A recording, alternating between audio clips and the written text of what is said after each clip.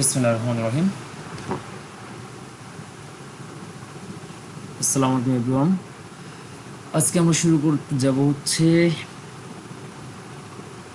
পরিণতি সপ্তম অধ্যায় শুরু করব আমরা। প্রথম ক্লাসে সবার একটু মনোযোগী হওয়া উচিত এবং আমাদের অবশ্যই সতর্ক থাকা দরকার। এবং ক্লাসের সময় যখন রেকর্ডিং ভিডিও দেখবা তোমরা রেকর্ডিং ভিডিওগুলো মনোযোগের সাথে দেখবা, আশা করা যায় গুরুত্বপূর্ণ টপিকও এখানে শিখতে পারো। এবং যতখানি সম্ভব আমরা চেষ্টা করব সর্বোচ্চটুকু দিয়ে ভালোভাবে বোঝানোর চেষ্টা করব এবং অবশ্যই প্রত্যেকে নিজেরা মনোযোগী হবে, এতে আশা করি ভালোই শিখতে পারবে। দেখে আমাদের সপ্তম অধ্যায় পরিণতিতে আমাদের অধ্যায়ের নাম গণতন্ত্রের রাজনৈতিক দল এবং নির্বাচন। গণতন্ত্রের রাজনৈতিক দল ও নির্বাচন। প্রথমে এখানে দেখার বিষয় আছে গণতন্ত্র জিনিসটা কি। গণতন্ত্র বলতে যদি আমরা বুঝি তাহলে আমরা গণতন্ত্র সম্পর্কে দেখতে পারি যে গণতন্ত্র দ্বারা বোঝানো হয় যে কোনো জাতি রাষ্ট্রের অথবা কোনো সংগঠনের এমন একটি শাসন ব্যবস্থাকে বোঝায় যেখানে নীতি নির্ধারণ বা সরকারি প্রতিনিধি নির্বাচনের ক্ষেত্রে প্রত্যেক নাগরিক বা সদস্যের সমান ভোটাধিকার থাকে। অর্থাৎ কোনো একটা কাজ পরিচালনা করার ক্ষেত্রে বা নীতি নির্ধারণ করার ক্ষেত্রে বা সরকারি প্রতিনিধি যারা থাকবেন, জনগণের পক্ষে যারা কাজ করবেন, এক্ষেত্রে ভোট দেওয়ার মতো অধিকার প্রতিটা নাগরিক সমান থাকা লাগবে। এমন যদি সুযোগ থাকে যে প্রত্যেকের সমান সুবিধা ভোগ করবে দেশের জনগণ হিসেবে, তাহলে সেটাকে যে সিস্টেম যাবে তাকে বলবো আমরা গণতন্ত্র। যদি কেউ সুবিধা বেশি ভোগ করতেছে, কেউ কম করবে, এমন ব্যবস্থা গণতন্ত্রের ভিতরে যাবে না। আর গণতন্ত্রের বিষয়ে বেসিক বলা আছে যে ইংরেজি ডেমোক্রেসি শব্দটি গ্রিক শব্দ কার্টিয়া থেকে উদ্ভূত হয়েছে, যা গ্রিক শব্দ ডেমোস এবং কার্সিয়া শব্দটির সমন্বয়ে সৃষ্ট। ডেমোস শব্দের অর্থ জনগণ আর কার্সিয়া শব্দের অর্থ হলো শাসন। গণতন্ত্রে আইন প্রস্তাবনা, প্রণয়ন এবং তৈরির ক্ষেত্রে সকল নাগরিকের অংশগ্রহণের সমান সুযোগ রয়েছে, যা সরাসরি বা নির্বাচিত প্রতিনিধির মাধ্যমে হয়ে থাকে। গণতন্ত্র পরিভাষাটি সাধারণভাবে একটি রাজনৈতিক রাষ্ট্রের ক্ষেত্রে প্রয়োগ করা হলেও অন্যান্য সংস্থা বা সংগঠনের ক্ষেত্রে এটি প্রযোজ্য হতে পারে, যেমন বিশ্ববিদ্যালয়, সিভিক ইউনিয়ন, রাষ্ট্র মালিকানাধীন প্রতিষ্ঠান ইত্যাদি। এখান থেকে গণতন্ত্র কাকে বলে বিষয়টা আমরা শিখতে পারি উপরের সংজ্ঞাটুকু, যে গণতন্ত্র জাতিবদ্ধের যে বিষয়টা আছে এই অবধি, ভোটাধিকার থাকে অবধি এই ওখানে। এবং গণতন্ত্রের শব্দটা আসছে কোথা থেকে? ডেমোক্রেসি শব্দটির গ্রিক শব্দ ডেমোকার্সিয়া। এই যে ব্যাখ্যাটুকু শুধু আমরা পড়বো, নিচের অংশে গণতন্ত্রের আইন প্রস্তাবনা এটাও করার প্রয়োজন নেই। যাই হোক, আমরা অধ্যায়ে চলে যাই। অধ্যায়ের শুরুতে যে বিষয়টা বলেছে গণতন্ত্রের রাজনৈতিক দল এবং নির্বাচন। আর গণতন্ত্রের ক্ষেত্রে রাজনৈতিক দল যে সকল দেশের মধ্যে যে সকল যারা রাজনীতি করে থাকে তারা একটা দলীয়ভাবে অংশগ্রহণ করে থাকে। আর জনগণের পক্ষে তার ব্যক্তিগতভাবে পুরো দেশ চালানো সম্ভব না। তো জনগণের পক্ষে বিভিন্ন দল কাজ করে আর কি, যারা তাদের মতাদর্শ অনুপাতে মানুষের সংগ্রহ করে বা সম্মিলিত করে। এবং বেশি মতাধিক্য যাদের থাকে, যাদের মত নিজের মতের সাথে মানানসই লোকজন থাকে, তাদের সমষ্টি নিয়ে তারা যে দল গঠন করে, এরকম বিভিন্ন দল থাকে।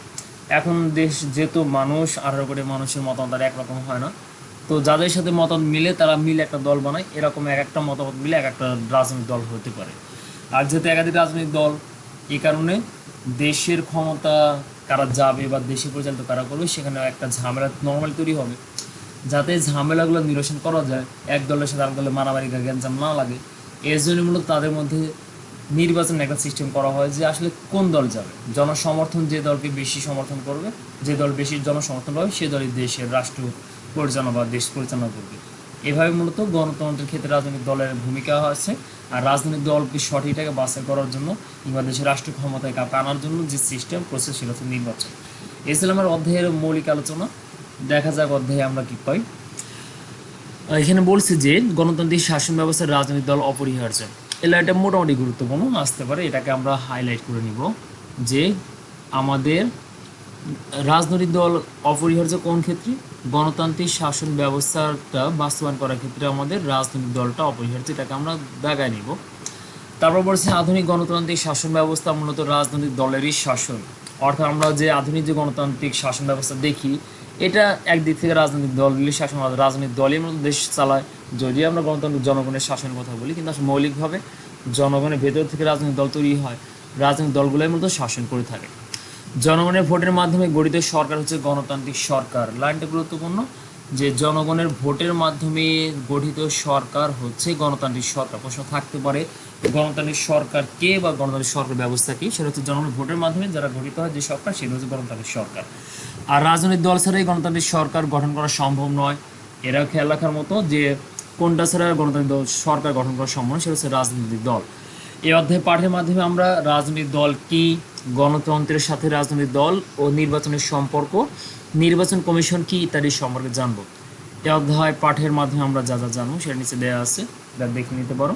আমরা একবার শুধু বলে দিই, রাজনৈতিক দলের ধারণা এবং বৈশিষ্ট্য ব্যাখ্যা করতে পারবো, গণতন্ত্রের বিকাশে রাজনৈতিক দলের ভূমিকা বিশ্লেষণ করতে পারবো, বাংলাদেশের প্রধান প্রধান রাজনৈতিক দলের বর্ণনা দিতে পারবো, গণতন্ত্র এবং নির্বাচন সম্পর্কে নির্বাচনের সম্পর্ক নিরূপণ করতে পারবো, বাংলাদেশের নির্বাচন কমিশনের গঠন, ক্ষমতা এবং কার্যাবলী বর্ণনা করতে পারবো। এই ছিল আমাদের এই চ্যাপ্টারের আলোচনার বিষয়। এগুলো বিস্তারিত নিচ্ছে আসতেছে। আমাদের প্রথম আলোচনা আছে চ্যাপ্টারের রাজনৈতিক দল জিনিসটা সম্বন্ধে। রাজনৈতিক দল জিনিসটা কি, এটা আমরা বললাম যে দেশের অসংখ্য মানুষ আছে, আমরা 18 কোটি জনগণ। 18 কোটি জনগণের পক্ষে সবাই 18 কোটি তার মানুষ তার রাষ্ট্র ক্ষমতা পরিচালনা করবে না। এদের মধ্যে সমমনা বা সম চিন্তা ভাবনার যে ব্যক্তিগুলো আছে তাদের সম্মিলনে এক একটা দল গঠিত হতে পারে। তো এই যে দলগুলো আছে যারা দেশের রাষ্ট্র ক্ষমতা পরিচালনা করার জন্য একত্রিত হয়, তাদের সমানে যে দলের একটা ব্যবস্থা, দলীয় ব্যবস্থা, তাকে আমরা বলি রাজনৈতিক দল মতো। এখানে বলা আছে যে রাজনৈতিক দল হচ্ছে একটি দেশের জনগোষ্ঠীর সেই অংশ যারা একটি আদর্শ বা কিছু নীতি বা কর্মসূচির ভিত্তিতে গঠিত হয়। এটা আমরা খেয়াল রাখতে পারি যে রাজনৈতিক দল কি, এখানে প্রশ্ন আসতে পারে। তাহলে রাজনৈতিক দল হচ্ছে একটি দেশের জনগোষ্ঠীর সেই অংশ যারা একটি আদর্শ বা কিছু নীতি ও কর্মসূচির ভিত্তিতে সংগঠিত হয়। রাজনৈতিক দলের প্রধান লক্ষ্য হচ্ছে ক্ষমতায় গিয়ে দলের নীতি আদর্শ অনুযায়ী দেশ পরিচালনা এবং নির্বাচনী প্রতিশ্রুতি বাস্তবায়ন করা। এটাও গুরুত্বপূর্ণ যে রাজনৈতিক দলের প্রধান লক্ষ্য কোনটা। তাহলে দুইটা লাইনে দেখাবো, আমরা হাইলাইট করে নেব দুটো লাইনই। যে রাজনৈতিক দল হচ্ছে একটি দেশের জনগোষ্ঠীর সেই অংশ যারা একটি আদর্শ বা কিছু নীতি বা কর্মসূচির ভিত্তিতে সংগঠিত হয়, এই একটা অংশ। এবং রাজনৈতিক দলের প্রধান উদ্দেশ্য বা লক্ষ্য কোনটা, সেটা হচ্ছে এই পরের লাইন সহ, যে রাজনৈতিক দলের প্রধান লক্ষ্য বা উদ্দেশ্য ক্ষমতায় গিয়ে দলের নীতি আদর্শ অনুযায়ী দেশ পরিচালনা করা এবং নির্বাচন পরিস্থিতি বাস্তবায়ন করা।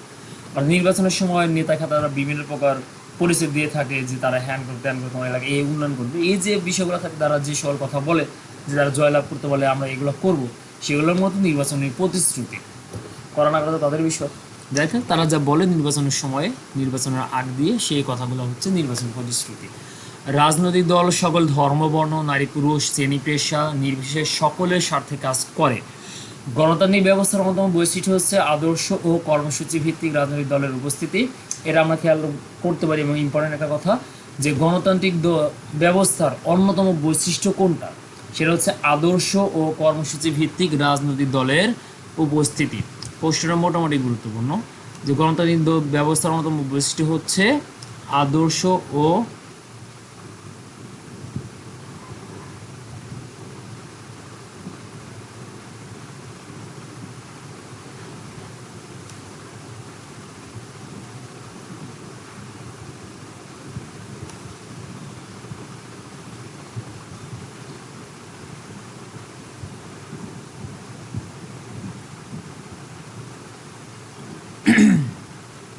এরকম ঠিক করে দেখায় দেই যে গণতান্ত্রিক ব্যবস্থার অন্যতম বৈশিষ্ট্য কি। এখানটা কর্মসূচি ভিত্তিক রাজনৈতিক দলের উপস্থিতি। বেশি এমন দেশও আছে যেখানে রাজনৈতিক দলের অস্তিত্ব নেই, অর্থাৎ এমন কোনো দেশ থাকতেই পারে যেখানে রাজনৈতিক দল কোনো নাই, তারা নিজেরাই দেশ চালায়।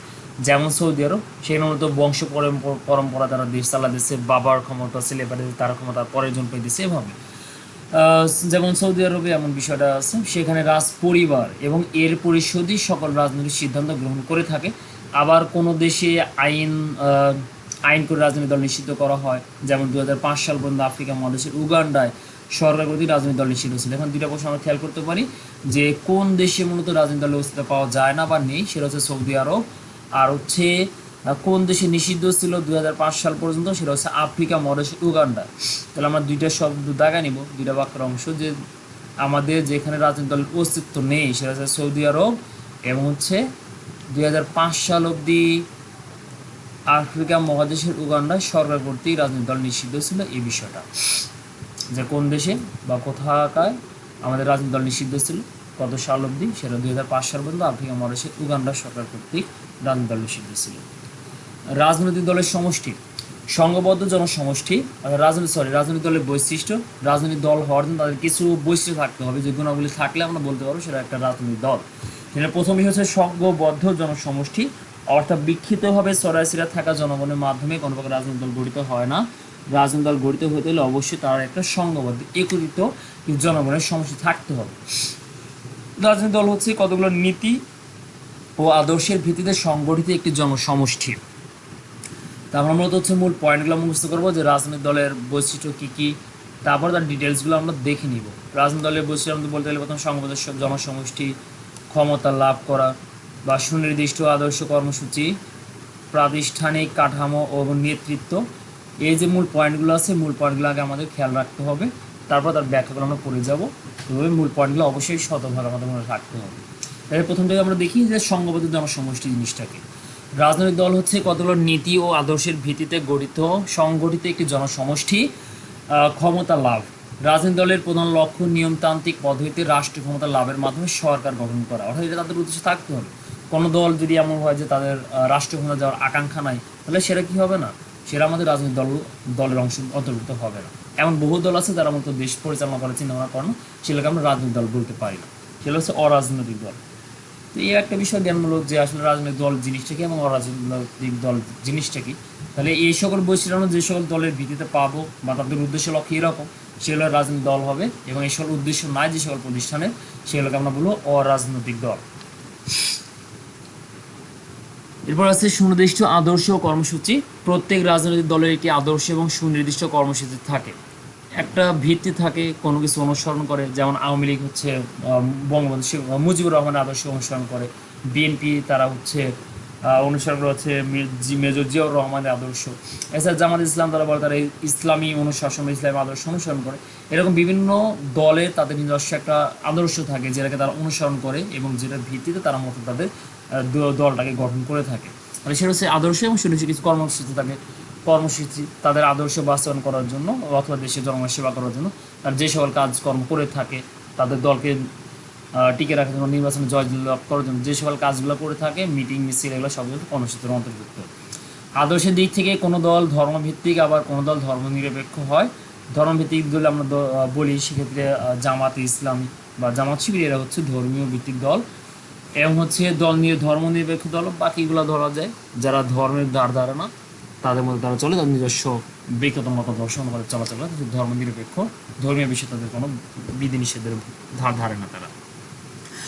অন্যদিকে অর্থনীতির রূপরেখার বিবেচনায় দল ভিন্ন হতে পারে, অর্থাৎ অর্থনীতির হিসাব তৈরি করা যায়, টাকা পয়সা সংক্রান্ত বিষয়, যে কোনো দল তারা কি আসলে আর্থিক দিক থেকে দেশের বিষয়টা খেয়াল করবে কি করবে না, এমন ভিত্তিতে রূপরেখার হিসাব করলে রাজনৈতিক দল ভিন্ন হতে পারে। যেমন সমাজতান্ত্রিক দল, এর একটা দল যেখানে অর্থনৈতিক বিষয়টা খেয়াল রাখা হয়।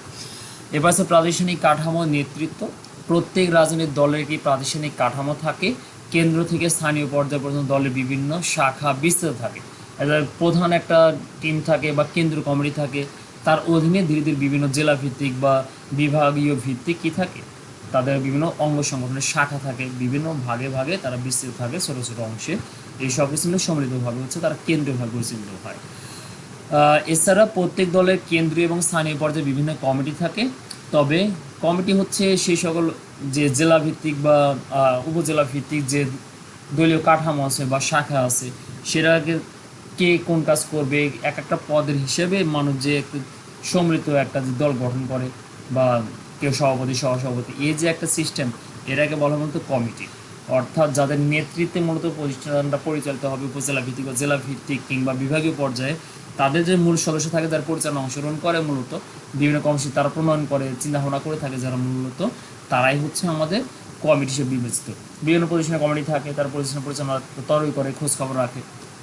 তো সেরকমই রাজনৈতিক দলের কি আছে, কমিটি আছে।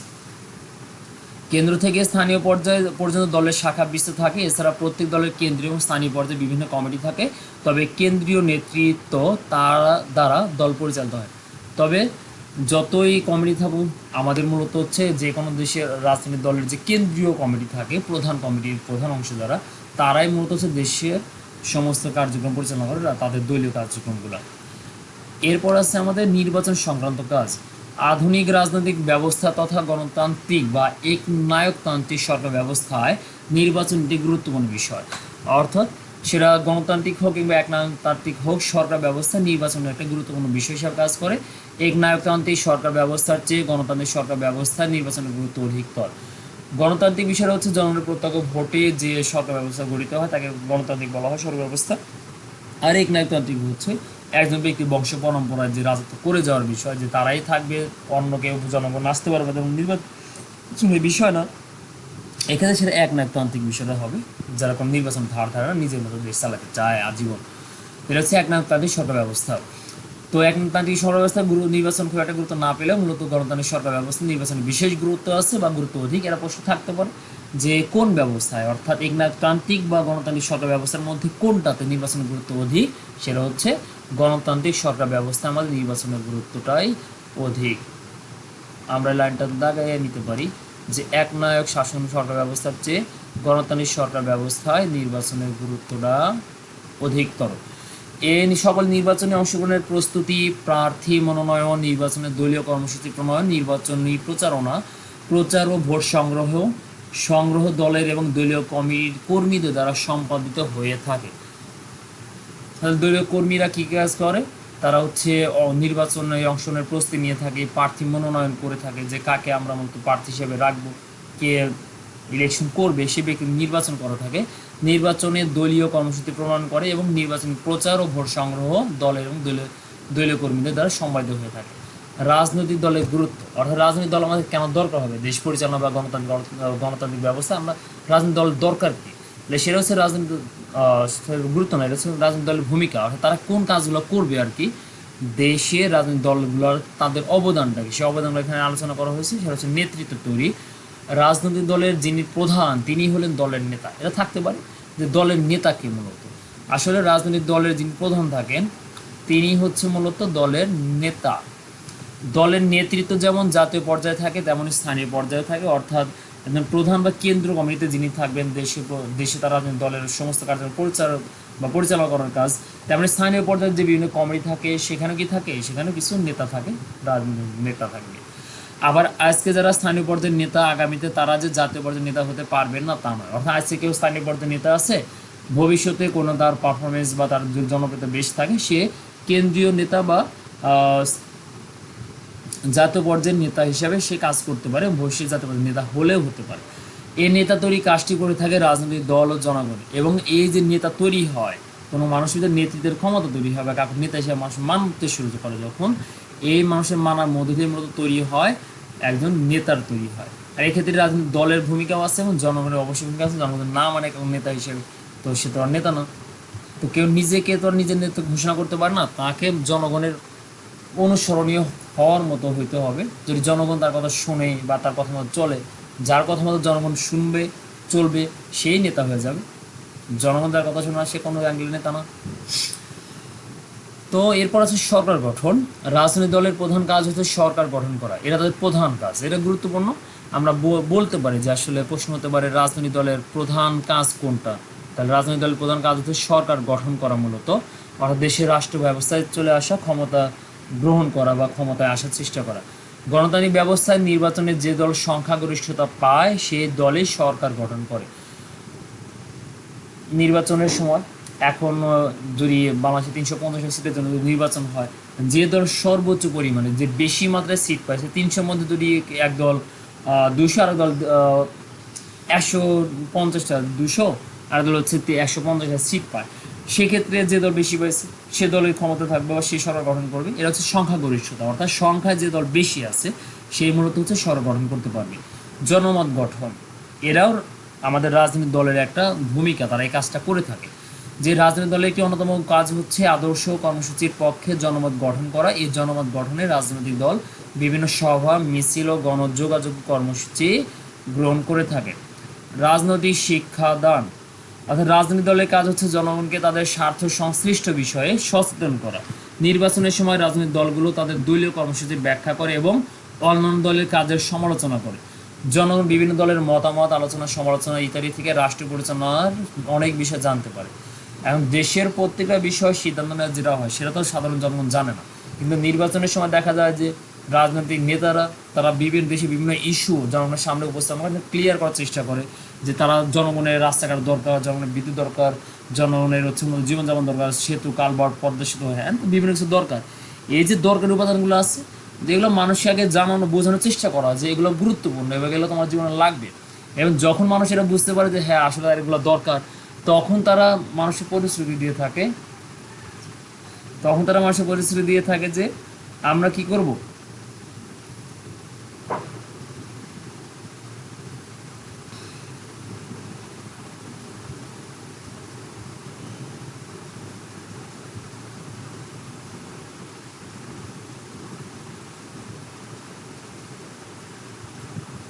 তো আমরা কথা বলতেছিলাম রাজনৈতিক শিক্ষাদান, অর্থাৎ জনগণ প্রথমে তাদের অধিকার সম্পর্কে জানানো হয়।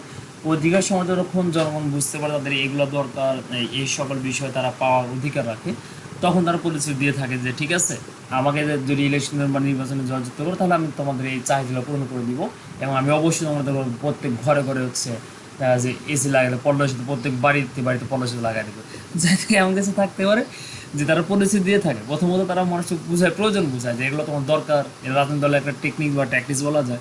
তা মানুষের তার প্রয়োজনীয়তা সম্পর্কে বোঝানো হয়। যখন মানুষ বুঝতে পারে যে তাদের কথা নিতেছে, হ্যাঁ আসলেই এমনটা দরকার, তখন তারা মানুষের পরিস্থিতি নিজের পক্ষে টানার চেষ্টা করে যে দেখো তোমাদের এগুলো দরকার, আমাকে যদি ক্ষমতায় আনো তাহলে আমরা এগুলো করবো।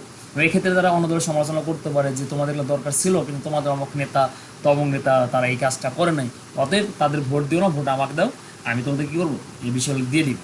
এভাবে মূলত তারা কি করে মানুষকে রাজনৈতিক বিষয়ে মানুষকে শিখায় যে আসলে এই বিষয় দেশে চলতেছে, এগুলো হওয়া উচিত, এগুলো আমি করে দিব, আর এগুলো তারা করে না, এটা তারা অন্যায় করছে, অতএব তাদের দিকে যাও না, আমার দিকে চলে আসো। এটা একটা প্র্যাকটিস। এরপর আছে গঠনমূলক বিরোধিতা। রাজনৈতিক দলগুলোর মধ্যে নির্বাচনের সংখ্যাগরিষ্ঠ অর্জনকারী দল সরকার গঠন করে এবং দ্বিতীয় সংখ্যাগরিষ্ঠ দল আইনসভায় বিরোধী দল হিসাবে ভূমিকা পালন করে।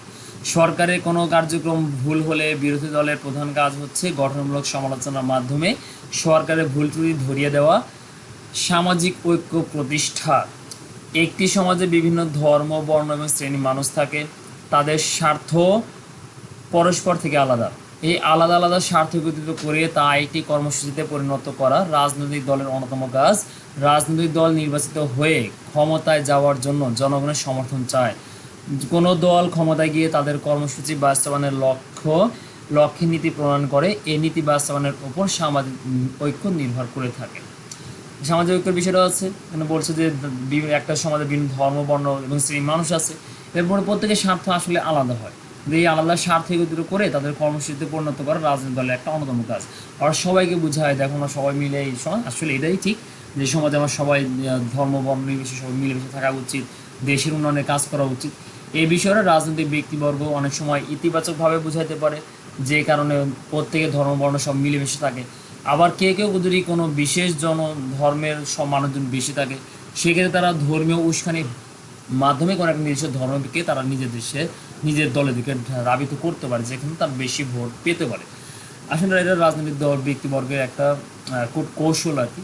তারা নিজেদের স্বার্থেই মূলত যেটা করে জনগণের ভালো সম্পর্ক স্থাপনের চেষ্টা করে, কিংবা জনবিচ্ছেদ তৈরি করে, ঐক্য প্রতিষ্ঠানের কাজ করে তারা, এবং জনগণের মধ্যে বিচ্ছেদ সৃষ্টির কাজও তারা করে থাকে এভাবে।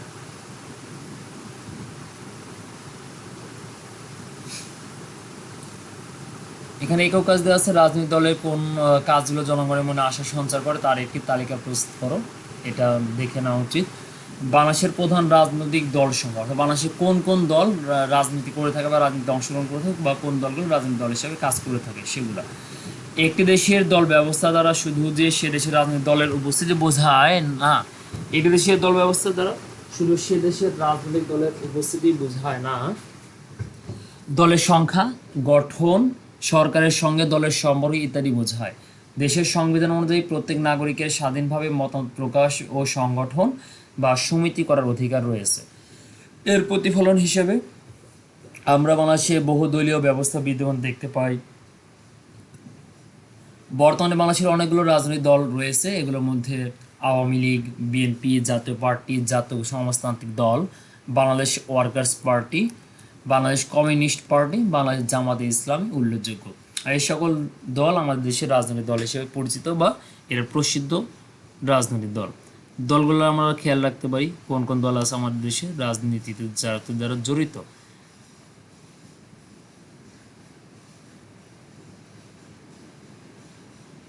এগুলো খেয়াল রাখা জরুরি যে কোন কোন দল বাংলাদেশের রাজনৈতিক দল হিসেবে প্রসিদ্ধ। নিচে বাংলাদেশের উল্লেখযোগ্য রাজনৈতিক দলগুলোর সংক্ষিপ্ত ধারণা দেয়া হলো। প্রথমতে আছে বাংলাদেশ আওয়ামী লীগ। বুঝতে পারছো, আওয়ামী লীগ সরকারের আমলে যেহেতু বইছিল, তো আওয়ামী লীগ সরকারের কথাটা প্রথমে আছে। তো স্বাধীন বাংলাদেশের অভ্যুদয়ের সাথে জড়িয়ে আছে বলে বাংলাদেশ আওয়ামী লীগের ইতিহাস। স্বাধীন বাংলাদেশের অভ্যুদয়ের সাথে জড়িয়ে আছে বাংলাদেশ আওয়ামী লীগের ইতিহাস। আওয়ামী লীগ দেশের সবচেয়ে পুরাতন বৃহত্তম রাজনৈতিক দল। এটা প্রশ্ন হিসেবে গুরুত্বপূর্ণ, তবে তোমাদের পরীক্ষা আসার মতো না, কারণ এর দল সময়ের খুব একটা প্রশ্ন বর্তমানে আসার সম্ভাবনা নেই। 1949 সালের 23শে জুন ঢাকায় আওয়ামী মুসলিম লীগ নামে দলটি প্রতিষ্ঠিত হয়। কত সালে? 1949 সালের 23শে জুন। এর অংশটা গুরুত্বপূর্ণ, কত সালে কত তারিখে হয়? মূলত 1949 সালের 23শে জুন। কোথায়? ঢাকায় আওয়ামী মুসলিম লীগ নামও দলটি প্রতিষ্ঠিত হয়। পরবর্তীতে সকলের কাছে গ্রহণযোগ্য হওয়ার জন্য 1955 সালের দলের নাম থেকে মুসলিম শব্দটি বাদ দেওয়া হয়। তবে যে সময় দলটি গঠিত হয়েছিল তখন দলের প্রধান বা সভাপতি ছিলেন হচ্ছে আমাদের মৌলানা ভাসানী সাহেব, তিনি ছিলেন দলের প্রধান বা সভাপতি। এরপর 1955 সালে দলের নাম থেকে মুসলিম শব্দটা বাদ দেওয়া হয়। এরা মুজিবুর রহমানের অবদান এখানে। বাঙালি জাতীয়তাবাদ এবং গণতন্ত্র, ধর্ম নিরপেক্ষতা ও শোষণমুক্ত সমাজ বিনির্মাণ আওয়ামী লীগের মূলনীতি। বাঙালি জাতীয়তাবাদ আর বাঙালি হিসেবে আমাদের জাতিগত পরিচয়, গণতন্ত্র, জনগণের অধিকার থাকবে, ধর্ম নিরপেক্ষতা অর্থাৎ কোনো ধর্ম প্রাধান্য পাবে না, এবং শোষণমুক্ত সমাজ বিনির্মাণ আওয়ামী লীগের মূলনীতি। লাইনটা গুরুত্বপূর্ণ যে আওয়ামী লীগের মূলনীতি কী ছিল বা আওয়ামী লীগের মূলনীতি কোন নীতি তারা কাজ করতো। বাংলা জাতীয়তাবাদ, গণতন্ত্র, ধর্মনিরপেক্ষতা এবং শোষণমুক্ত সমাজ বিনির্মাণ আওয়ামী লীগের মূলনীতি ছিল। আসলে ধর্মনিরপেক্ষতা বলতে এরা ধর্মহীনতা বোঝায়। ইসলাম অনুবাদের শব্দটা সঠিক না। ধর্মনিরপেক্ষতা বিষয়টা যৌক্তিক না, কারণ ধর্মীয় অনুভূতি প্রত্যেক মানুষের ভিতরে থাকা উচিত।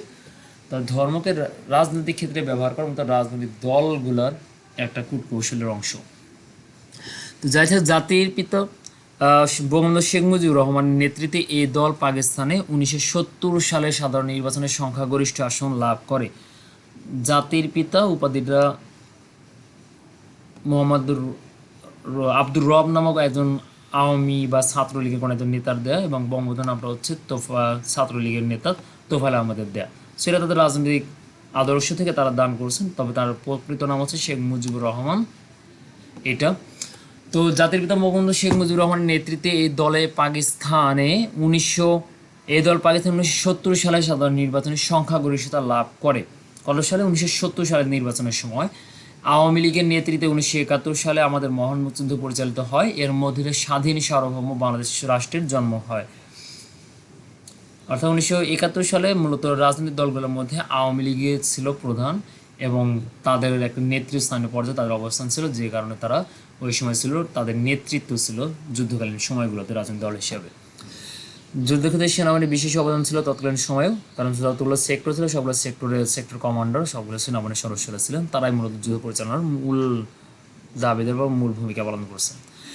এর মধ্য দিয়ে স্বাধীন সার্বভৌম বাংলাদেশ রাষ্ট্রের জন্ম হয়। 1972 সালে বাংলাদেশের সংবিধান প্রণয়ন, যুদ্ধবিধ্বস্ত দেশের পুনর্গঠন এবং আন্তর্জাতিক অঙ্গনে বাংলাদেশকে প্রতিষ্ঠিত করার পেছনে এ দলের ভূমিকা সর্বজন বিদিত। এছাড়া এ দলের নেতৃত্বে দেশের বিভিন্ন গণতান্ত্রিক আন্দোলনে মানুষ অংশগ্রহণ করে সফল হয়েছে। এবার আছে বাংলাদেশের জাতীয়তাবাদী দল বা বিএনপি। সাবেক সেনাপ্রধান মেজর জেনারেল জিয়াউর রহমানের সামরিক শাসনামলে 1978 সালের 1 সেপ্টেম্বর বাংলাদেশের জাতীয়তাবাদী দল বা বিএনপি গঠিত হয়।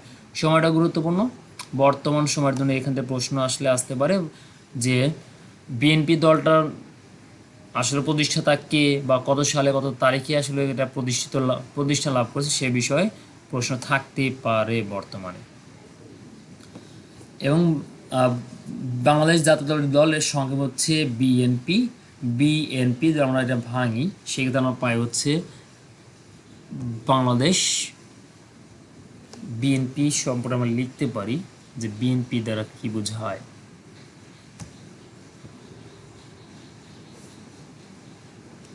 BNP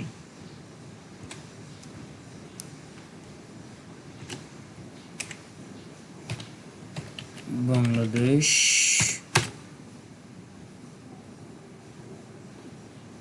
national party.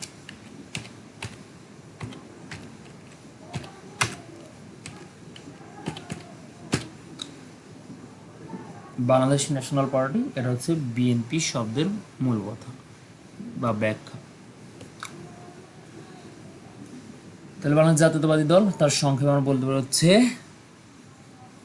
বিএনপি অর্থাৎ বাংলাদেশ ন্যাশনাল পার্টি। বিভিন্ন দল এবং আদর্শের নেতাকর্মীদের একত্রিত করে গঠিত এই দলটি ইসলামী মূল্যবোধ, বাংলাদেশি জাতীয়তাবাদ, গণতন্ত্র এবং মুক্তবাজার অর্থনীতিতে বিশ্বাসী। তাহলে বিএনপির বিশ্বাস বা বিএনপি চিন্তা ভাবনা কি? বিএনপির আদর্শ হচ্ছে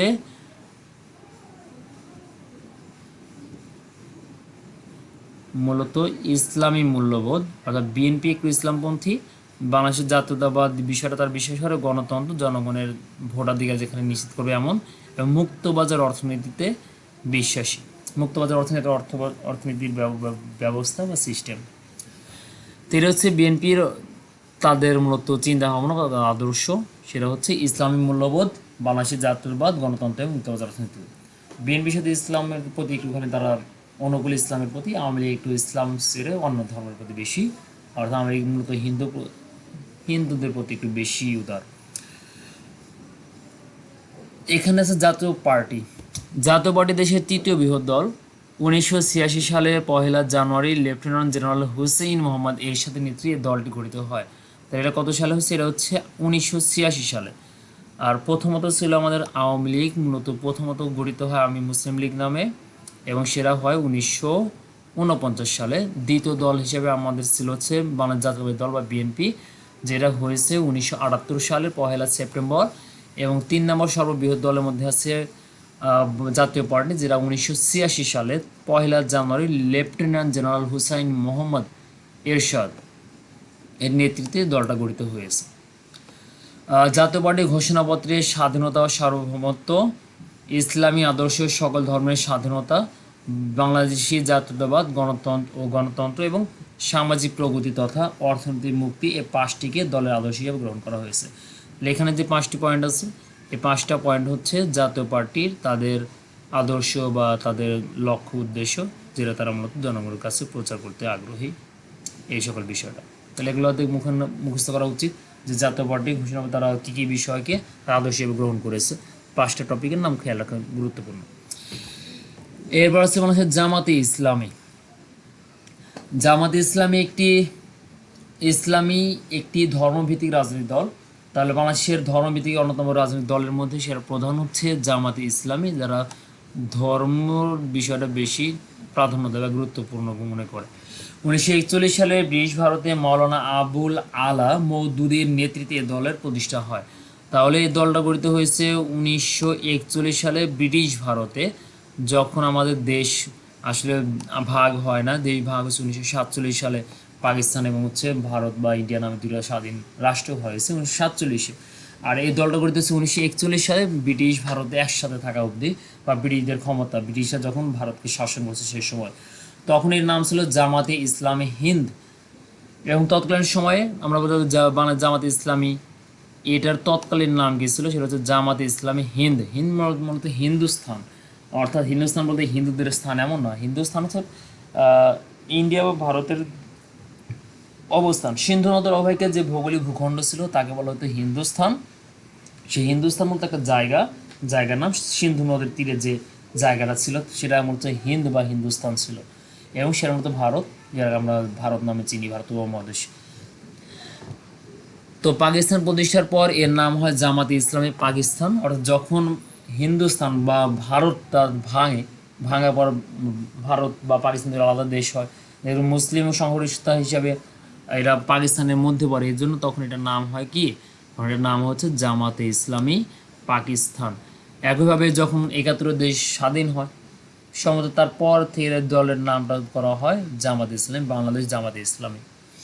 বাংলাদেশের স্বাধীনতা যুদ্ধে পাকিস্তান হানাদার বাহিনীর গণহত্যা এবং নির্যাতন করার কাজে দলীয় শীর্ষ নেতা থেকে শুরু করে বিভিন্ন স্তরের কর্মীরা সহযোগী শক্তি হিসেবে কাজ করেছে। বাংলাদেশের স্বাধীনতা যুদ্ধে বলছে, বাংলাদেশের স্বাধীনতা যুদ্ধে পাকিস্তান হানাদার বাহিনীর গণহত্যা এবং নির্যাতন করার কাজে দলীয় শীর্ষ নেতা থেকে শুরু করে বিভিন্ন স্তরের কর্মীরা সহযোগী শক্তি হিসেবে কাজ করেছে। এই বিষয়টা আরও কিছু বই থেকে মানুষের তথ্য গ্রহণ করা উচিত যে আসলে এই বিষয়টা এমনই ছিল কিনা বা এর পিছনে আরও কোনো কিছু আছে কিনা। এগুলো শত যাচাইয়ের জন্য শুধু একটা বই পড়ে শত যাচাই করা যায় না, সে আমার বিভিন্ন বিষয় জানাটা জরুরি যে আসলে এই কাজটা তখন সেটা ছিল কি ছিল না। তো স্বাধীনতা বিরোধী কর্মকাণ্ডের জন্য 1979 সাল পর্যন্ত এই দলের কর্মকাণ্ড নিষিদ্ধ ছিল। যেহেতু স্বাধীনতা বিরোধী হিসাবে এদেরকে উল্লেখ করা হয়েছে, এই কারণে রাষ্ট্রীয়ভাবে বা সরকার কর্তৃক স্বাধীনতা বিরোধী কর্মকাণ্ডের কারণে 1979 সাল পর্যন্ত, 71-এর পর থেকে 1979 সাল পর্যন্ত তাদের কর্মকাণ্ড নিষিদ্ধ ছিল। জিয়াউর রহমানের শাসনামলে 1979 সালের মে মাসে পুনরায় দলটি আত্মপ্রকাশ করার সুযোগ লাভ করে। তাহলে দলটা আবার পুনরায় আত্মপ্রকাশ করে কার শাসনামলে? জিয়াউর রহমানের শাসনামলে, এবং সেটা সাল হচ্ছে 1979 সালের মে মাসে পুনরায় দলটা আত্মপ্রকাশের সুযোগ লাভ করে। আন্তর্জাতিক অপরাধ ট্রাইব্যুনালে জামাতে ইসলামীর কয়েকজন শীর্ষ নেতা যুদ্ধাপরাধের জন্য দোষী সাব্যস্ত হওয়ার পর তাদের মৃত্যুদণ্ড কার্যকর করা হয়েছে, এবং এই জিনিসটা আওয়ামী লীগ সরকারের মাধ্যমে করছেন, শেখ হাসিনা বাস্তবায়ন করছেন।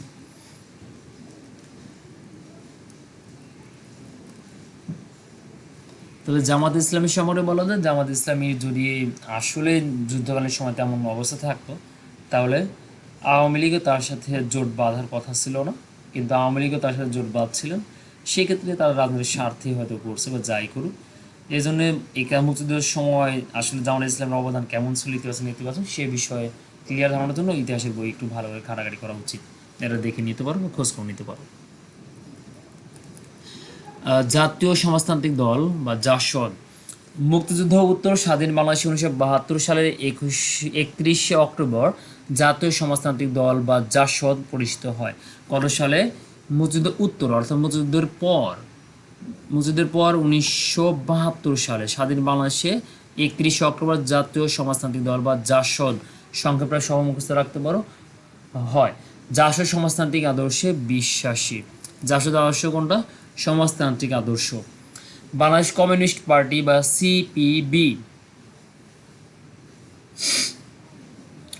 অবিভক্ত ভারতের কমিউনিস্ট পার্টি এবং ভারত ভাগের পর 1948 সালের 6 মার্চ গঠিত পূর্ব পাকিস্তানের কমিউনিস্ট পার্টির ধারাবাহিকতায় স্বাধীনতার পর বাংলাদেশের কমিউনিস্ট পার্টি আত্মপ্রকাশ করে। এটা গুরুত্বপূর্ণ যে কবে হয়েছে? অবিভক্ত ভারত, যখন ভারত ভাগ হয় নাই, ভারতীয় কমিউনিস্ট পার্টি ভারত ভাগের পর 1948 সালের 6 মার্চে গঠিত পূর্ব পাকিস্তানের কমিউনিস্ট পার্টির ধারাবাহিকতায় স্বাধীনতার পর বাংলাদেশ কমিউনিস্ট পার্টি আত্মপ্রকাশ করে। এই দলটি মার্ক্সবাদী লেনিনবাদী কমিউনিস্ট পার্টি হিসেবে পরিচিত। তাহলে দলটা কি হিসেবে পরিচিত ছিল মূলত? এই দলটা এখন অবধি পরিচিত হচ্ছে মার্ক্সবাদী ও লেনিনবাদী কমিউনিস্ট পার্টি হিসেবে পরিচিত। এদেশে কমিউনিস্ট আন্দোলনের পথিকৃৎ কমরেড মনি সিং, মৃত্যু 1990, ছিলেন কমিউনিস্ট পার্টি প্রাণপুরুষ। তাহলে কে? যে কমিউনিস্ট আন্দোলনের যিনি পথিকৃৎ ছিলেন, পথিকৃৎ কমরেড মনি সিং, যিনি মারা গেছেন 1990 সালে, তিনি ছিলেন কমিউনিস্ট পার্টির প্রাণপুরুষ। বাংলাদেশ ওয়ার্কার্স পার্টি এদেশের বহুধা বিভক্ত চীনপন্থী কমিউনিস্টদের কয়েকটি অংশ মিলিত হয়ে বাংলাদেশে ওয়ার্কার্স পার্টি গঠন করে। তো বিষয়টা খেয়াল রাখা জরুরি যে দেশে কারা মূলত ওয়ার্কার্স পার্টি গঠন করে। বহুধা বিভক্ত চীনপন্থী কমিউনিস্টদের এই কয়েকটি অংশ মিলে তৈরি হয় বাংলাদেশের ওয়ার্কার্স পার্টি। 1980 সালে এ দলের আত্মপ্রকাশ হয়, এবং এ দলের আত্মপ্রকাশ কত সালে? এ দলের আত্মপ্রকাশ হচ্ছে 1980 সালে। গণতন্ত্রের বিকাশের রাজনৈতিক দল, গণতন্ত্র বিকাশিত রাজনৈতিক দলগুলো কি অবদান রাখে সে সম্পর্কে বলছে। গণতন্ত্র মানেই হচ্ছে রাজনৈতিক দলের উপস্থিতি। এটা বলতে পারি আমরা, গণতন্ত্র মানে কি? গণতন্ত্র মানে হচ্ছে রাজনৈতিক দলের উপস্থিতি। রাজনৈতিক দল ছাড়া গণতন্ত্র হয় না। গণতন্ত্রের সফলতার জন্য রাজনৈতিক দলের গুরুত্ব অপরিসীম, কেননা রাজনৈতিক দলই জনগণের মতামতকে সুসংগঠিত করে এবং জনগণের মধ্যে রাজনৈতিক চেতনার বিকাশ ঘটায়।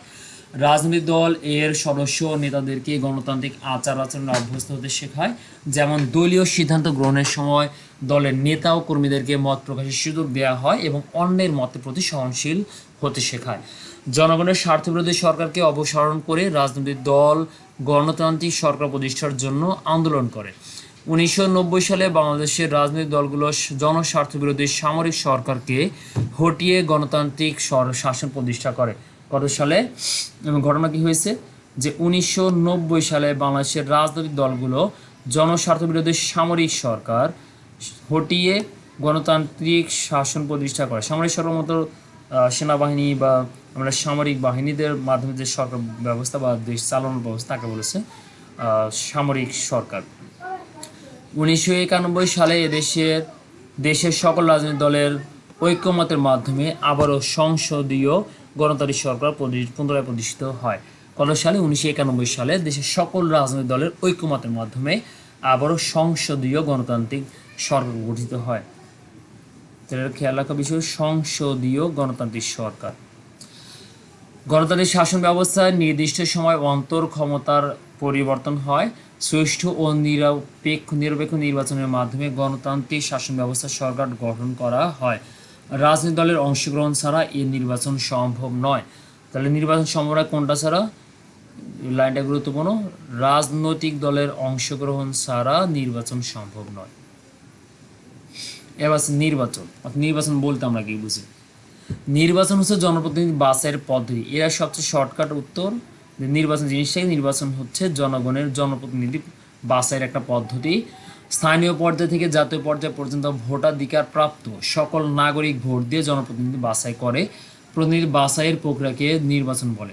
অর্থাৎ আমরা বলতে পারি যে প্রক্রিয়াতে স্থানীয় পর্যায় থেকে জাতীয় পর্যায় পর্যন্ত ভোটাধিকার প্রাপ্ত সকল নাগরিক ভোট দিয়ে জনপ্রতিনিধি বাছাই করে, তা সেই প্রক্রিয়াকে বলে নির্বাচন।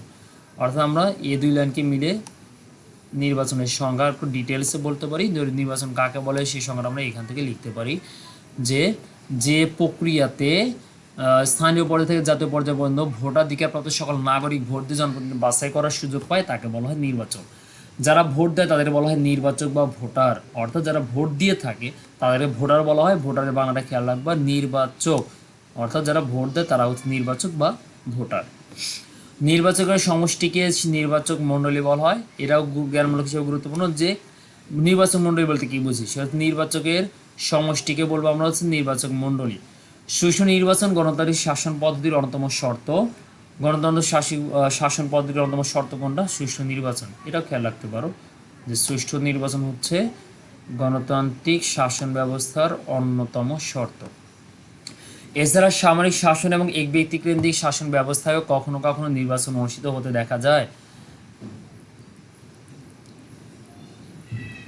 গণতান্ত্রিক শাসন ব্যবস্থা নির্বাচনের গুরুত্ব অপরিসীম। নির্বাচনের মাধ্যমে জনমত প্রকাশ পায়। নির্বাচনের মাধ্যমে ভোটারগণ একাধিক প্রতিনিধিদের মধ্যে থেকে যোগ্য প্রার্থীকে ভোট দিয়ে নির্বাচিত করে। নির্বাচক মণ্ডলী সরকার ও জনগণের মধ্যে সেতুবন্ধ হিসাবে কাজ করে। গণতান্ত্রিক শাসন ব্যবস্থা নির্বাচন সরকারকে জনগণের কাছে জবাবদিহি করতে বাধ্য করে। একটি দল নির্বাচিত হয়ে সঠিকভাবে জনগণের জন্য কাজ করতে না পারলে বা না করলে পরবর্তী নির্বাচনে জনগণ সাধারণত সেই দলকে আর নির্বাচিত করে না। উন্নত গণতান্ত্রিক দেশে এটি যেমন সত্যি তেমনি উন্নত দেশের ক্ষেত্রে সত্যি।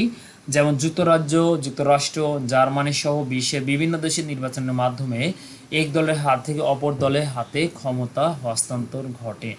যুক্তরাজ্য মূলত ইংল্যান্ড বা লন্ডন, যুক্তরাষ্ট্র ইউএসএ বা আমেরিকা। নির্বাচনের প্রকারভেদ দেখা যাক। নির্বাচন মূলত দুই প্রকার। কয় প্রকার? এর আগে আমরা হিসাবে মোটামুটি ইম্পর্টেন্ট নির্বাচনের প্রকারভেদ থাকতে পারে। নির্বাচন হচ্ছে দুই প্রকার। একটা হচ্ছে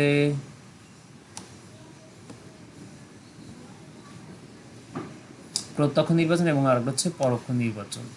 নির্বাচন দুই প্রকার কি কি থাকতে পারে? নির্বাচন দুই প্রকার, একটা হচ্ছে প্রত্যক্ষ নির্বাচন, একটা পরোক্ষ নির্বাচন। প্রত্যক্ষ নির্বাচন জিনিসটা কি? যে নির্বাচনে জনগণ সরাসরি ভোট দিয়ে প্রতিনিধি বাছাই করে তাকে প্রত্যক্ষ নির্বাচন বলা হয়। যেমন বাংলাদেশের সংসদ সদস্যগণ জনগণের প্রত্যক্ষ ভোটে নির্বাচিত হন। এখানে দুটোর সঙ্গে খেয়াল রাখবা যে প্রত্যক্ষ নির্বাচন জিনিসটা কি এবং হচ্ছে পরোক্ষ নির্বাচন জিনিসটা কি, দুটোর সঙ্গে মুখস্থ করে নেবে পুরা। জনগণ ভোটের মাধ্যমে জনপ্রতিনিধি বা একটি মধ্যবর্তী সংস্থা নির্বাচন করেন। এই জনপ্রতিনিধিগণ ভোট দিয়ে যখন রাষ্ট্রপতি বা সংসদের সংরক্ষিত আসনের সদস্য নির্বাচন করেন তখন তাকে বলা হয় পরোক্ষ নির্বাচন। এখান থেকে পরোক্ষ নির্বাচনের সংজ্ঞা পেয়ে যাবে। যেমন বাংলাদেশের রাষ্ট্রপতি সংসদ সদস্যদের ভোটে নির্বাচিত হন, আবার মার্কিন যুক্তরাষ্ট্রের রাষ্ট্রপতি মধ্যবর্তী সংস্থা দ্বারা নির্বাচিত হন। এবং মার্কিন যুক্তরাষ্ট্রে কীভাবে নির্বাচিত হয়, তারা মধ্যবর্তী একটা সংস্থা, তার মাধ্যমে তারা নির্বাচিত হন। নির্বাচনের পদ্ধতি, নির্বাচন পদ্ধতি বলতে সাধারণভাবে ভোট গ্রহণের মাধ্যমে জনপ্রতিনিধি নির্বাচনের প্রক্রিয়াকে বোঝানো হয়। বর্তমানে ভোট প্রদানের দুটি পদ্ধতি রয়েছে: ক প্রকাশ্য ভোটদান পদ্ধতি, খ গোপন ভোটদান পদ্ধতি। প্রকাশ্য ভোটদান পদ্ধতিতে ভোটারগণ নিজ নিজ পছন্দের ব্যক্তিকে সকলের সামনে প্রকাশ্যে ভোট দেয়। এতে ভোটাররা প্রকাশ্যে হ্যাঁ ধ্বনি বা হাত তুলে সমর্থন দান করেন। অন্যদিকে গোপন ভোটদান পদ্ধতিতে ভোটারগণ গোপনে ব্যালটপত্রে বা পছন্দকৃত ব্যক্তির নামের পাশে নির্ধারিত চিহ্নকে বা সিল দিয়ে ভোট প্রদান করে। বর্তমানে এই পদ্ধতি সর্বজন স্বীকৃত, অর্থাৎ বিশ্বের বেশিরভাগ দেশে বা নির্বাচনের ক্ষেত্রে এই পদ্ধতিটা সবচেয়ে গুরুত্বপূর্ণ বা এটা বেশি জনপ্রিয়, সেটা আড়ালে ভোট দেওয়ার সুযোগ থাকা।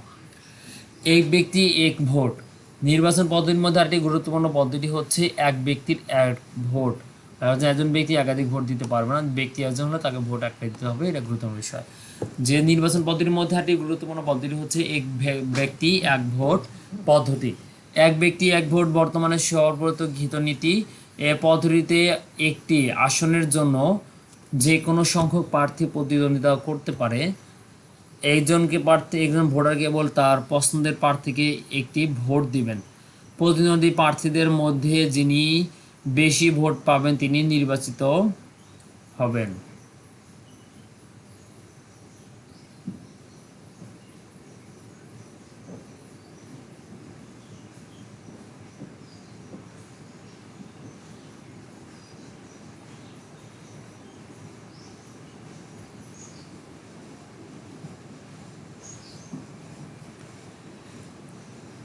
এর পরের দিকে দেখো, নির্বাচন কমিশন। গণতান্ত্রিক প্রতিষ্ঠান নির্মাণের পূর্ব শর্ত হচ্ছে কার্যকর নির্বাচন ব্যবস্থা। আর গণতান্ত্রিক প্রতিষ্ঠান যদি আমরা গড়ে তুলতে চাই সেক্ষেত্রে অবশ্যই নির্বাচন একদম ব্যবস্থা থাকতে হবে, যেখানে তারা কার্যকরভাবে কাজ করবে, কোনো প্যারা নাই, কোনো কারোর পক্ষপাত যাবে না, তারা ঠিকঠাক মতো কাজ করবে, যেটা দেশের জনগণের পক্ষে নিরপেক্ষভাবে যারা নির্বাচন ব্যবস্থা বা কার্যক্রম পরিচালনা করে থাকবে। এবং অন্য কথায় নির্বাচনের ওপর জনগণের আস্থা, সুষ্ঠু ও নিরপেক্ষ নির্বাচন ব্যবস্থা হচ্ছে গণতন্ত্রের রক্ষা কবচ। আর এই সুষ্ঠু নিরপেক্ষ নির্বাচন অনুষ্ঠানের দায়িত্ব থাকে নির্বাচন কমিশনের। এখানে মোটামুটি সবগুলো লাইনই গুরুত্বপূর্ণ। প্রথম আমরা যেটা দেখবো সেটা হচ্ছে গণতান্ত্রিক প্রতিষ্ঠান নির্মাণের পূর্ব শর্ত কোনটা, সেটা কার্যকর নির্বাচন ব্যবস্থা। অন্য কথা আমরা বলতে পারি নির্বাচনের ওপর জনগণের আস্থা, সুষ্ঠু নিরপেক্ষ নির্বাচন ব্যবস্থা, গণতন্ত্রের রক্ষা কবচ। গণতন্ত্রের রক্ষা কবচ কোনটা? সুষ্ঠু এবং নিরপেক্ষ নির্বাচন ব্যবস্থা হচ্ছে গণতন্ত্রের রক্ষা কবচ। আর সুষ্ঠু এবং নিরপেক্ষ নির্বাচন অনুষ্ঠানের দায়িত্ব হচ্ছে নির্বাচন কমিশনের, যার মধ্যে নির্বাচন ব্যবস্থার আয়োজন করবে। গঠন, গণপ্রজাতন্ত্রী বাংলাদেশের সংবিধানের আওতায় নির্বাচন কমিশন গঠিত হয়। নির্বাচন কমিশন কিসের অধীনে গঠিত হয়? সেটা হচ্ছে গণপ্রজাতন্ত্রী বাংলাদেশ সংবিধানের আওতায়, সংবিধান অনুপাতে আমাদের নির্বাচন কমিশন গঠিত হয়। এটি সাংবিধানিকভাবে গঠিত একটি প্রতিষ্ঠান। তাহলে নির্বাচন কমিশনটা কি? নির্বাচন কমিশন হচ্ছে একটি সাংবিধানিকভাবে গঠিত প্রতিষ্ঠান। থাকতে পারে কোনটি? সাংবিধানিক প্রতিষ্ঠান বা গঠিত প্রতিষ্ঠান, সেটা হচ্ছে নির্বাচন কমিশন। প্রধান নির্বাচন কমিশনার এবং অনধিক 4 জন কমিশনার সহ মোট 5 জন নিয়ে নির্বাচন কমিশন গঠিত হয়। নির্বাচন কমিশন গঠিত হয় কয়জনকে নিয়ে এবং কে কে থাকে? প্রধান নির্বাচন কমিশনার এবং অনধিক 4 জন কমিশনার সহ মোট, অনধিক মানে এর চেয়ে বেশি নয়, 4 জন কমিশনার সহ মোট 5 জন নিয়ে নির্বাচন কমিশন গঠিত হয়। লাইনটা গুরুত্বপূর্ণ। নির্বাচন কমিশনকে রাষ্ট্রপতি নিয়োগ দেন এবং নির্বাচন কমিশনারগণকে কে নিয়োগ দেন? নির্বাচনী কমিশনারগণকে নিয়োগ দেওয়া হচ্ছে রাষ্ট্রপতি। নির্বাচন কমিশনের সভায় প্রধান নির্বাচন কমিশনার সভাপতি কাজ করেন। নির্বাচন কমিশনের যে আলোচনা সভা বা যা কিছু সব জায়গায় প্রধান কাজ করেন হচ্ছে কমিশনার ও সভাপতির কাজ করেন। যিনি প্রধান নির্বাচন কমিশনার তিনি সভাপতি হিসেবে কাজ করে থাকেন। প্রশ্ন থাকতে পারে কে নির্বাচন কমিশনারে কে সভাপতির কাজ করেন? যিনি প্রধান নির্বাচন কমিশনার তিনি হচ্ছে প্রধান বা সভাপতির কাজ করেন। প্রধান নির্বাচন কমিশনার এবং অন্যান্য কমিশনারের মেয়াদ তাদের কার্যভার গ্রহণের তারিখ হতে 5 বছর। নির্বাচন কমিশনের মেয়াদ কতদিন? প্রধান নির্বাচন কমিশনার এবং অন্যান্য যে কমিশনার আছে এদের মেয়াদ থাকবে যেদিন থেকে তারা দায়িত্ব গ্রহণ করছে তারিখ থেকে মোট 5 বছর মেয়াদ। নির্বাচন কমিশনের দায়িত্ব পালনে সহায়তা করা সরকার এবং অন্যান্য কর্তৃপক্ষের কর্তব্য। আর নির্বাচন কমিশন কীভাবে কাজ ঠিক মতো করতে পারে তার দায়িত্বে সাহায্য করা হচ্ছে সরকার সহ অন্য যত পক্ষ আছে সমস্ত পক্ষের দায়িত্ব। নির্বাচন কমিশন সংবিধানে বর্ণিত নির্দেশনাবলী এবং দেশের নির্বাচনী আইন দ্বারা পরিচালিত হয়। নির্বাচন কমিশন কীভাবে পরিচালিত হয়? সংবিধানে বর্ণিত যে নির্দেশনাবলী আছে যেভাবে নির্বাচন কমিশন গঠিত হবে পরিচালিত হবে সেগুলো, এবং দেশের যে নির্বাচনী আইন আছে সেই আইন দ্বারা নির্বাচন কমিশন মূলত আমাদের পরিচালিত হয়। লাইনটা গুরুত্বপূর্ণ। এবার নির্বাচন কমিশনের কার্যাদি সম্পন্ন করার জন্য নিজস্ব সচিবালয় রয়েছে। নির্বাচন কমিশনের কি আছে? আলাদা নির্বাচন সচিবালয় রয়েছে। সুষ্ঠু এবং নিরপেক্ষ নির্বাচন অনুষ্ঠান এবং নির্বাচিত জনপ্রতিনিধি নিয়ে সংসদ প্রতিষ্ঠার জন্য নির্বাচন কমিশনের স্বাধীনতা নিরপেক্ষতা খুবই জরুরি। তাহলে কোনো প্রতিষ্ঠান নির্বাচন কমিশন ঠিকমতো কাজ করতে পারে এবং নির্বাচিত জনপ্রতিনিধিরা সংসদ প্রতিষ্ঠা করতে চায় সেক্ষেত্রে নির্বাচন কমিশনের স্বাধীনতা এবং নিরপেক্ষতা খুবই জরুরি। অর্থাৎ নির্বাচন কমিশনের উপরে কোনো রাজনৈতিক দলের প্রভাব থাকাটা উচিত হবে না, এবারে করতে দেওয়া যাবে না, এবং তাদেরকে এবং যারা থাক নির্বাচন কমিশন তারা কোনো পক্ষে বা কোনো দলের ব্যক্তিত্ব হওয়া যাবে না। লাইনটা গুরুত্বপূর্ণ, দাগায় নিতে পারো যে নির্বাচন প্রতিনিধি হিসেবে জনসংযোগ পরিষদ নির্বাচন কমিশনের স্বাধীনতা নিরপেক্ষতা খুবই জরুরি। নির্বাচন কমিশনের জনবল এবং আর্থিক ক্ষমতার জন্য সরকারের উপর নির্ভরশীল। নির্বাচন কমিশন কিসের জন্য নির্ভরশীল? তার যে কাজ পরিচালনা করতে, নির্বাচন এগুলো করতে বা আর্থিক ক্ষমতার জন্য সরকারের উপর নির্ভরশীল হয়। তাই জনবল ও অর্থ সংক্রান্ত ব্যাপারে নির্বাচন কমিশনের স্বাধীনতা থাকা একান্ত আবশ্যক। এক্ষেত্রে আমার নির্বাচন কমিশনের ব্যক্তিগত স্বাধীনতা থাকার দরকার। ক্ষমতা ও কার্যাবলী। গণপ্রজাতন্ত্রী বাংলাদেশের সংবিধানের অনুচ্ছেদ 119 নির্বাচন কমিশনের দায়িত্ব বর্ণিত হয়েছে। এই লাইনটা গুরুত্বপূর্ণ যে বাংলাদেশের সংবিধানের কত নং অনুচ্ছেদে আমাদের নির্বাচন কমিশনের দায়িত্ব সম্পর্কে বলা আছে। সেটা হচ্ছে গণপ্রজাতন্ত্রী বাংলাদেশের সংবিধানের অনুচ্ছেদ 119 নং নির্বাচন কমিশনের দায়িত্ব বর্ণিত হয়েছে। নির্বাচন কমিশনের দায়িত্ব হলো রাষ্ট্রপতি ও সংসদ পরিচালনা, নির্বাচন পরিচালনা, নির্বাচনের জন্য ভোটার তালিকা প্রস্তুতকরণ, ভোটারদের পরিচয়পত্র প্রদান, আইন কর্তৃক নির্ধারিত অন্যান্য নির্বাচন, এর মধ্যে সকল স্থানীয় সরকার পরিষদ যেমন ইউনিয়ন পরিষদ, পৌরসভা, সিটি কর্পোরেশন, উপজেলা পরিষদ, জেলা পরিষদ, পার্বত্য জেলা পরিষদ পরিচালনা এবং আনুষঙ্গিক কার্যাদির সুষ্ঠু সম্পাদন। এছাড়া নির্বাচনে প্রার্থীদের মনোনয়নপত্র বাছাইকরণ, দল সম্পর্কিত নীতিমালা ও নির্বাচন পরিচালনা সংক্রান্ত নীতিমালা প্রণয়ন করাও নির্বাচন কমিশনের কাজ। এছাড়া নির্বাচন কমিশনের একটি গুরুত্বপূর্ণ কাজ হচ্ছে নির্বাচনী এলাকার সীমানা নির্ধারণ করা। যেমন বাংলাদেশের জাতীয় সংসদ নির্বাচনে 300টি নির্বাচনী এলাকা রয়েছে। তাহলে বাংলাদেশের জাতীয় সংসদের অধীনে কতগুলো নির্বাচনী এলাকা আছে? নির্বাচনী এলাকা আছে আমাদের মোট 300টি নির্বাচনী এলাকা আছে। সেখানে থেকে জনগণের প্রত্যক্ষ ভোটে সংসদ সদস্যগণ নির্বাচিত হন। ভৌগোলিক আয়তন এবং ভোটার সংখ্যার ভিত্তিতে নির্বাচনী এলাকা নির্ধারণ করা হয়। নির্বাচনী এলাকা কীভাবে নির্ধারণ করা হয়? ভৌগোলিক আয়তন এবং ভোটার সংখ্যার ভিত্তিতে নির্বাচনী এলাকা নির্ধারিত হয়।